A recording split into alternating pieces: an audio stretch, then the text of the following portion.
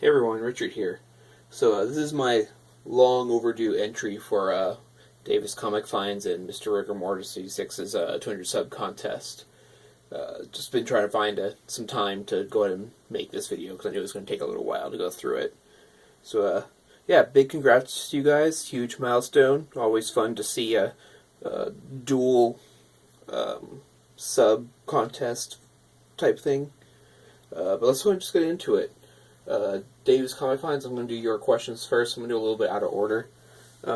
First question was, what is my favorite Amazing Spider-Man cover? That's like an impossible question. There's just too many. So I kind of just went with the first one that came to mind. And that was this one. Amazing Spider-Man 66. Just a really, really cool Mysterio cover. Like I said, there's so many Amazing Spider-Man covers that could be sort of the top cover for this. It's just kind of the one I went with. So you asked what my favorite Spider-Man villain was and why. Again, hard. Sort of an honorable mention to Mysterio. I love the whole concept of his thing with the special effects and the magic and the illusions, but he's a character I'd never really want to see like on the big screen. Because I feel like they couldn't really depict his character well and his abilities. But probably my actual favorite Spider-Man villain is Kraven. Much like you, Davis. Kraven's Last Hunt is actually what brought me back into collecting. As far as story-wise goes, it's probably my favorite Spider-Man story of all time. Yeah, Kraven's just, I don't know, it's mainly that one story just sucked me into the world, and I haven't wanted to leave since. You wanted us to rank least to greatest some ASM artists. I'm not going to do all of them because some of them, I guess, I don't really associate them with Spider-Man, and I feel it's kind of unfair to rank them if I don't really associate them with Spider-Man. The big ones for me are obviously John Romita Sr. He's probably my favorite. Ditko. He didn't do a ton of covers, but I really like the ones he did. Amazing Spider-Man 14 is probably my favorite cover that he did. Then, obviously, Todd McFarlane. He's sort of a staple Spider-Man icon, I guess. Bagley is a big one for me. I remember him a lot from the 90s and sort of that era. I love the way he drew Spider-Man. And then, I guess, honorable mention to Mike Zeck, just for Kraven's Last Hunt. As far as I know, Kraven's Last Hunt and then, like, Secret Wars are the only times he's actually drawn Spider-Man. If you know of other ones, let me know, but it's off the top of my head, that's all I can think of. I love the art on those books, but I don't know if I'd really consider him a Spider-Man artist. That being said, I'm a huge fan of his work. So, yeah, I think that's all of your questions, Davis. So let's get into Rig's questions. Favorite comic book related movie soundtrack? That's a hard question for me.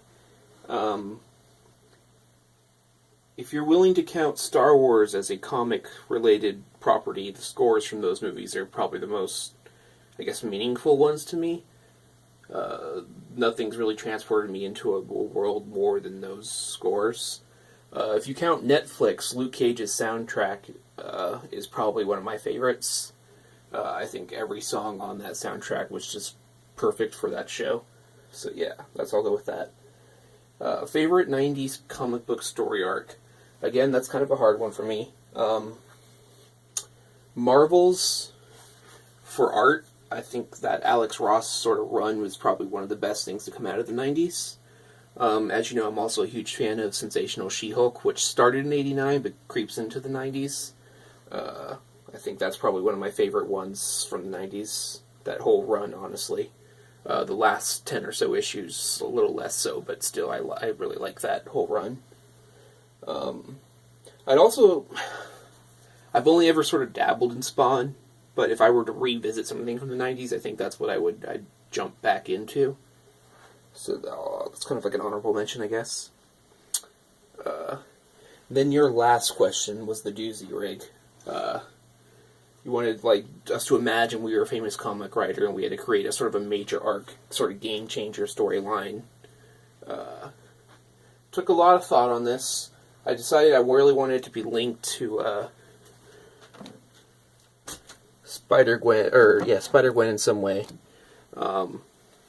I thought about what's happened in this series so far. I don't want to get into too many spoilers, but every now and then Cindy Moon and Jessica Drew, Spider-Woman, go and visit her. And it came to mind that it'd be a really interesting sort of concept to have one of them inadvertently introduce Venom into her universe. What came to mind was possibly Cindy Moon actually being infected by Venom, and a whole long, drawn-out sort of arc happens, maybe 10 to 15 comics, maybe more, and Spider-Gwen is forced to kill Cindy Moon's Silk, who is infected with Venom, obviously. And then there's a whole bunch of repercussions from there. It'd be the first sort of, I guess, major villain that Spider-Gwen's had to go against, because Earth 65, where she's from, is way light on heroes and villains in general. She's one of very few. So to introduce something like Venom to her world would sort of just shake that whole world to the core, and I think it'd be a really interesting read. So yeah, that's kind of my suggestion for that. Alright, so I think that's everything.